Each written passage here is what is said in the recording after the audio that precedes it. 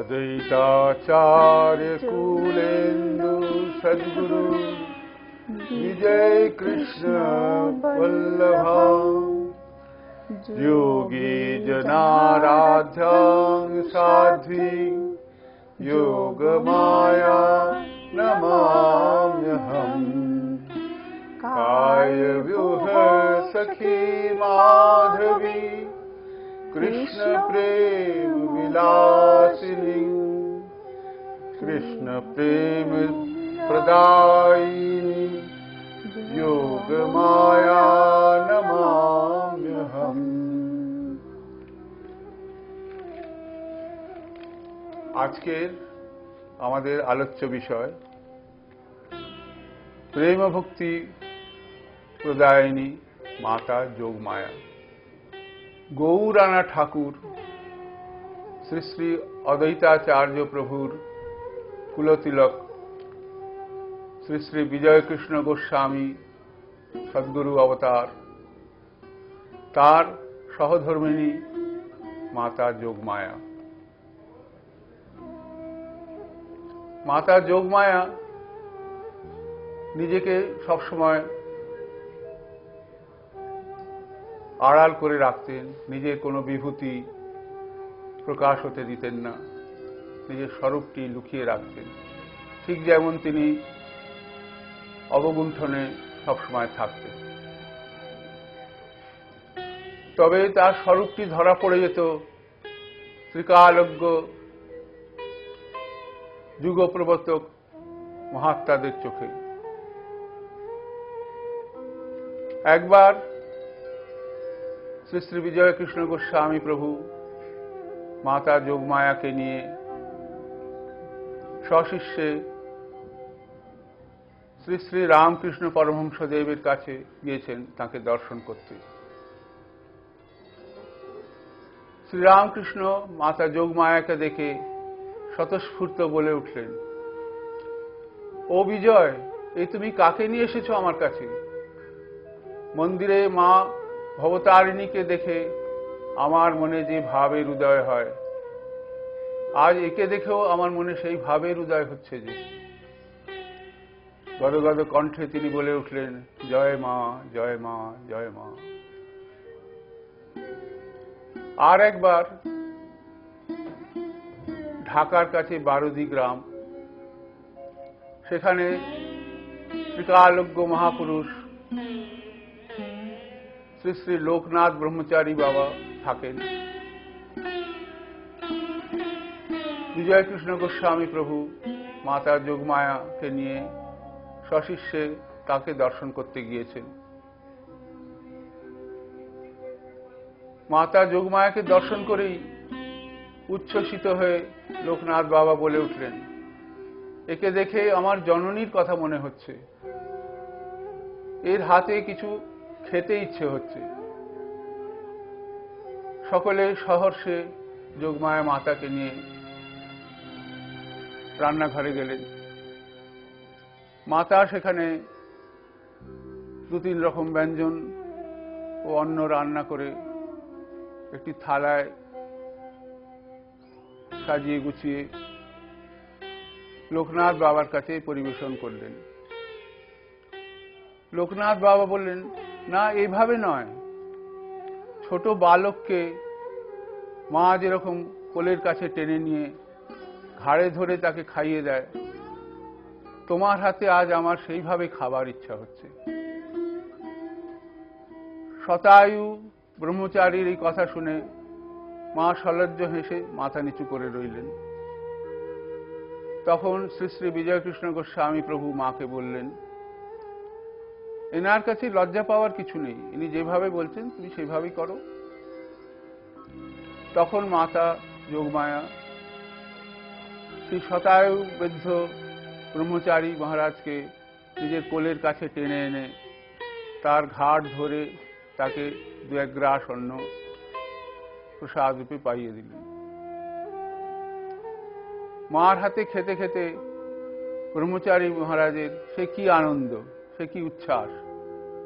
তিনি বলতে লাগলেন, কত যুগ পরে যেন মার হাতে খাচ্ছি মনে হচ্ছে, কি আনন্দ, কি আনন্দ। ব্রহ্মচারী মহারাজের বালকের মতন সে উচ্ছ্বাস দেখে কে? অন্যত্র আমরা দেখছি ত্রিকালজ্ঞ কালজয়ী মহাপুরুষ শ্রী শ্রী ব্রহ্মানন্দ পরমহংসজি, হিমালয়বাসী মহাত্মা, তিনি গোসাইজি অর্থাৎ শ্রী শ্রী বিজয় কৃষ্ণ গোস্বামী প্রভুর গুরু। তিনি শিষ্যকে নানান আদেশ দেন, কিন্তু মাতা যোগমায়ার সাথে যেখানেই বিচ্ছিন্ন হবার কারণ ঘটে, সেখানেই কিন্তু মাতা বলেন আমি তোমাকে ছেড়ে থাকতে পারবো না, এবং তিনি বিহ্বল হয়ে পড়েন। তখন সেই ত্রিকালজ্ঞ মহাপুরুষ ব্রহ্মানন্দ পরমহংসজি আবির্ভূত হয়ে মার ইচ্ছাকেই পূর্ণতা দান করেন। উদাহরণস্বরূপ বলা যেতে পারে যে যখনই তিনি সন্ন্যাস নিয়েছিলেন অথবা বৃন্দাবনে একাকী যেতে হয়েছিল, সবসময় কিন্তু মার ইচ্ছাকেই তিনি পূর্ণতা দিয়ে গেছেন চিরকাল। সদ্গুরু অবতার শ্রী শ্রী বিজয় কৃষ্ণ গোস্বামী প্রভু মাতার সাথে সহধর্মিণী রূপে তাকে বহুদিন দেখেছেন, তার শৈশব থেকেই দেখে আসছেন। তিনি জেনেছেন যে মাতা যোগমায়া দাপরের ব্রজসখী। ব্রজসখীদের চরিত্র, মাতার চরিত্র তিনি জানতেন। সেই জন্য প্রভু কখনোই যোগমায়া মাকে বৃন্দাবনে নিয়ে যেতে চাইতেন না। ব্রজসখীরা যে কোনো বাসনা নিয়ে ধরাধামে আসলেও কোনো ক্রমে যদি ব্রজধামে গিয়ে পৌঁছন, সেখানকার চিন্ময় রজের স্পর্শে তারা আর ধরাধামে থাকতে পারেন না, দেহ ব্রজরাজে মিশিয়ে চিন্ময় ধামে ফিরে যান। সেই জন্য প্রভু বারবার বলতেন, তোমার ছোট কন্যা বৃদ্ধা মাতা, তাদের সেবার জন্য তুমি থাকো, আমার সাথে বৃন্দাবনে যেও না। যেমন স্বর্ণময়ী দেবী, বিজয় কৃষ্ণ গোস্বামী প্রভুর মাতা, তিনি জানতেন যে বিজয় কৃষ্ণ গোস্বামী তার সন্তান, সে যদি পুরুষোত্তম ধামে যায় তাহলে সে আর কোনোদিন ফিরবে না। তাই তিনি আকুল কণ্ঠে সবাইকে বলতেন, ওরে তোরা বিজয়কে জগন্নাথ ধামে নিয়ে যাস না, সে জগন্নাথের বস্তু একবার যদি সেখানে যায় সে আর ফিরে আসবে না। তিনি আকুলভাবে বলতেন, আমি বেঁচে থাকতে তাকে যেন সেখানে যেতে দিস না। বিজয় কৃষ্ণ প্রভু তার গুরুদেব শ্রী ব্রহ্মানন্দ পরমহংসজির আদেশে নিরবিচ্ছিন্নভাবে 1 বৎসর বৃন্দাবন বাসে প্রস্তুতি নিচ্ছিলেন কাশীতে থাকতে। যোগমায়া মাতা তার সঙ্গে যেতে চাইলেন। কুমারী কন্যা, বৃদ্ধা মাতা ও পুত্রের দেখাশোনার অজুহাতে প্রভুজি তাকে ঢাকার গেন্ডারিয়া আশ্রমে পাঠিয়ে দিলেন।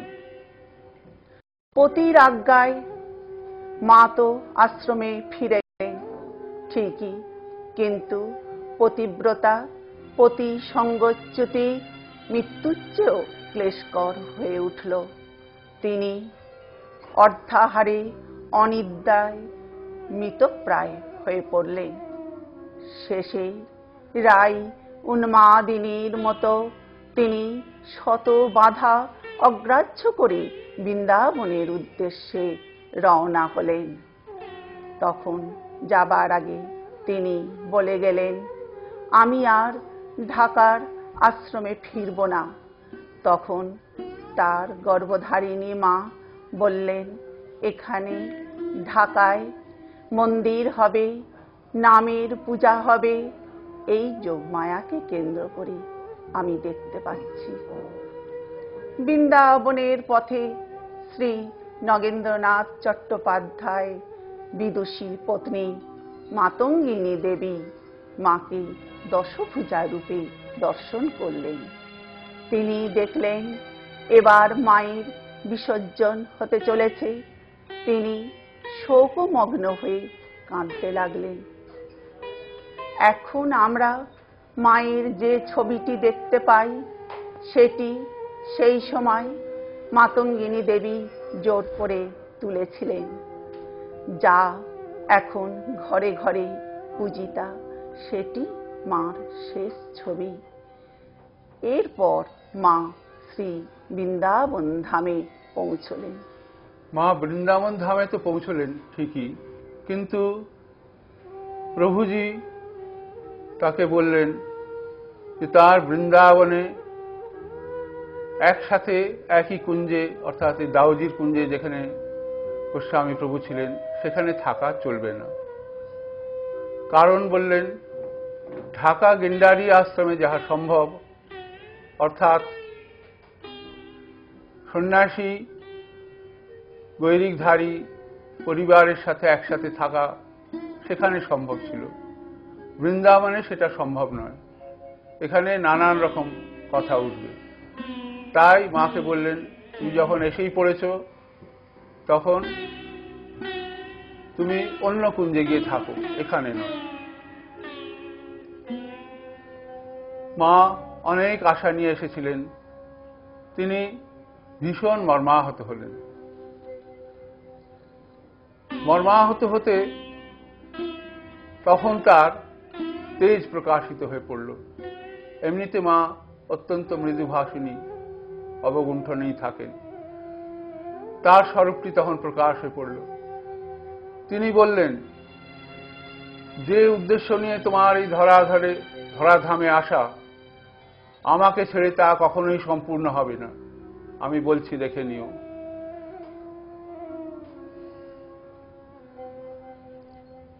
শ্রী শ্রী বিজয় কৃষ্ণ গোস্বামী প্রভুও জীবনের শেষ প্রান্তে যখন পুরুষোত্তম ধামে ছিলেন, মরলীলা সাঙ্গ করার আগে তিনি বললেন, আমি 3টি বস্তু দেবার জন্য আদিষ্ট হয়ে এসেছিলাম। প্রথমটি তো সবাইকে দেওয়া গেল, দ্বিতীয়টি কেউ কেউ পেল, তৃতীয়টি দেবার অধিকারী পাওয়া গেল না, সেটি ফিরিয়ে নিয়ে যেতে হচ্ছে। অবশ্য কালে সেটিও সকলে পাবে। অনুমান করা যেতে পারে প্রথম বস্তুটি হল সকলকে নাম দেওয়া। তখনকার যে ঢল নেমেছিল হিন্দু ধর্ম থেকে বিধর্মী হওয়া, খ্রিস্টান হওয়া অথবা ব্রাহ্ম ধর্মে চলে যাওয়া, সেইটিকে তিনি রোধ করলেন সনাতন ধর্মের গ্লানিমুক্ত করে। দ্বিতীয়টি, সেই নামের প্রভাবে সকলে আনন্দিত হয়ে তাতে সিদ্ধি লাভ করে অষ্টসাত্ত্বিকী বিকার সংকীর্তনে দেখা দিল অনেকের। তিনি দেখলেন যে সকলে উদ্দণ্ড নৃত্য করছে কীর্তনের সাথে, এইটি দ্বিতীয় স্তর বলা যেতে পারে। আর তৃতীয়টি ব্রজমায়ের হাতের জিনিস, সেটি হল কৃষ্ণ প্রেম, প্রেম ভক্তি, ব্রজলীলার আনন্দ নেওয়া, এইগুলি কিন্তু মায়ের হাতের জিনিস। সেইটি দেওয়া সম্ভব হল না বলে বিজয় কৃষ্ণ প্রভু স্বীকার করলেন। অবশ্য কেউ পায়নি তা নয়, অনেকেই পেয়েছিলেন সেটি, কিন্তু বৃহৎ রূপে সেটা সকলের পক্ষে প্রযোজ্য হল না।